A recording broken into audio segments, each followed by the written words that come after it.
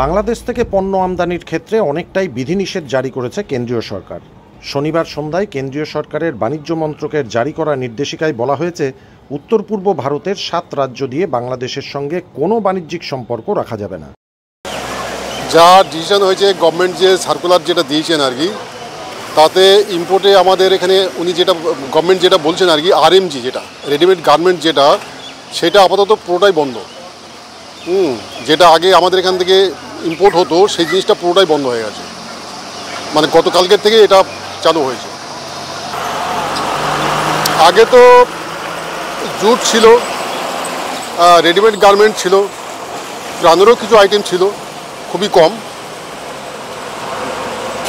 Mainly হতো আর কি। Plastic furniture ছিল না। বাংলাদেশে আটকে আছে কিনা ঠিক আমরা বলতে পারবো না সেটা, কিন্তু আমাদের এখানে আসছে না আর কি, আমাদের এখানে এন্ট্রি হচ্ছে না। ভিসা তো আগের থেকে অনেকটাই কম আছে, ভিসা আগের থেকে অনেক কম। এখন তো মানে মেডিকেল ভিসা ছাড়া হচ্ছেই না, ধরতে গেলে ম্যাক্সিমাম মেডিকেল আর হচ্ছে স্টুডেন্ট ভিসা, এগুলোই চালু। পশ্চিমবঙ্গের যে 5টি স্থলবন্দর রয়েছে সেগুলির ক্ষেত্রেও বেশ কিছু নিষেধাজ্ঞা জারি করা হয়েছে। যেমন তৈরি পোশাক কোনো স্থলবন্দর দিয়ে এদেশে নিয়ে আসা যাবে না, আনতে হবে জলপথে।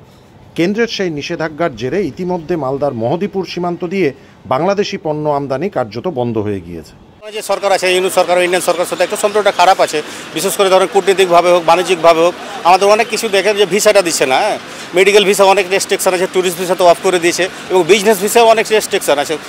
অনেক ডকুমেন্টস মানে রানিং বিজনেস থাকার সত্ত্বেও দেখা গেল কালকে 2 মাস 3 মাস বা 6 মাসের মধ্যে কোনো বিজনেস ভিসা দিচ্ছে না। আগে দেখা গেলো 1 বছর দিত, 2-3 বছর দিত, 5 বছর। আমি 5 বছরও ভিসা পেয়েছিলাম প্রথমবার, কিন্তু এখন পাচ্ছি না। দেখেন 2-3 দিন হলো এখন বাংলাদেশ থেকে যে পোশাকগুলো রপ্তানি করা হতো ইন্ডিয়াতে, এইগুলো কিন্তু ভারত সরকার একটা নোটিশ দিয়েছে, এগুলো আরই করা যাবে না, স্থল বন্দর দিয়ে নিয়ে যাওয়া যাবে না, পানিপথ দিয়ে নিয়ে যেতে হবে। কিন্তু পানিপথ দিয়ে যদি নিয়ে যেতে, ইন্ডিয়াতে অনেক এক্সপোর্টারের যারা ইম্পোর্টার আছে তাদেরই তো ক্ষতি হবে, অনেকে ড্যামারেজ দেওয়া লাগবে, ভাড়া দেওয়া এক্সট্রা দেওয়া লাগবে, হয়তো বা বেশ 1 সপ্তাহ বা 10 দিন লেগে যেতে পারে মালামাল পার হতে। কিন্তু বাংলাদেশটা আমার ক্ষতি না হলে, কিন্তু আমি কিছু এটা বুঝছি না। কিন্তু ইন্ডিয়ান সরকার যদি চায় বা বাংলাদেশ যদি ইউনিয়ন সরকার চায়, তাহলে দুই দেশের সম্পর্কটা অনেকটা জোরদার করা সম্ভব আছে, বিশেষ করে বাণিজ্যিকভাবে হোক বা এই মানে কূটনৈতিকভাবে হোক, এটা সম্ভব না। আসলে এটা তো বুঝতে পারছেন, মানে শেখ হাসিনা চলে যাওয়ার পর থেকে আমাদের দেশের যে একটা সমস্যা হয়েছে, সমস্যাটা সলভ হতে একটু সময় লাগবে। কিন্তু ইন্ডিয়ার সঙ্গে যে সম্পর্কটা হয়েছে, আসা যাতে একটু প্রবলেম হচ্ছে, যে ধরুন ভিসার একটা রেস্ট্রিকশান আছে, বিজনেসের অনেকটা বিজনেসের একটা জামাল হয়েছে। বাংলাদেশ থেকে কিছু পণ্য আমদানি কিন্তু অফ করে দিয়েছে, হয়তো এটা আপনারা জানেন কি জানেন না বলতে পারছি না।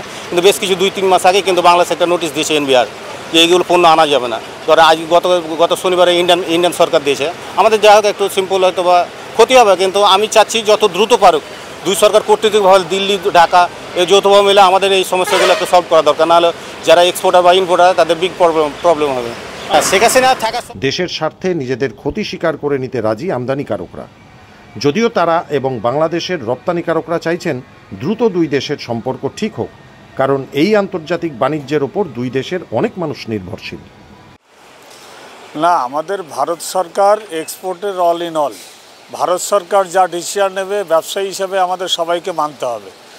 এটা গত পরশুদিন সন্ধ্যাবেলায় নোটিফিকেশান করেছে আমাদের ভারত সরকার ডিজিএফটি, মিনিস্ট্রি অফ কমার্স, যে বাংলাদেশ থেকে যেসব রেডিমেড গার্মেন্টস বাই ট্রাকে আসতো সেগুলোকে আনা যাবে না। বাদবাকি যেসব পণ্য আছে সেগুলো আসতে পারবে আমাদের এই বর্ডার থেকে। কিন্তু 7 সিস্টার্স আসাম, মেঘালয়, ত্রিপুরা ওইসব বর্ডার থেকে সমস্ত রকমের বাই ট্রাকে আমদানি বন্ধ রাখা হয়েছে নোটিফিকেশানে। এর ফলে আমাদের ভারতবর্ষের আশা করি কোনো প্রভাব পড়বে না, কারণ আমরা বাংলাদেশের বস্ত্রশিল্পের উপর নির্ভরশীল নয়। হয়তো সাময়িক আমাদের এখানে শ্রমিকদের কিছুটা সাময়িক সমস্যা হলেও তাতে আমাদের মানিয়ে নিতে দেশের স্বার্থে কোনো অসুবিধা হবে না।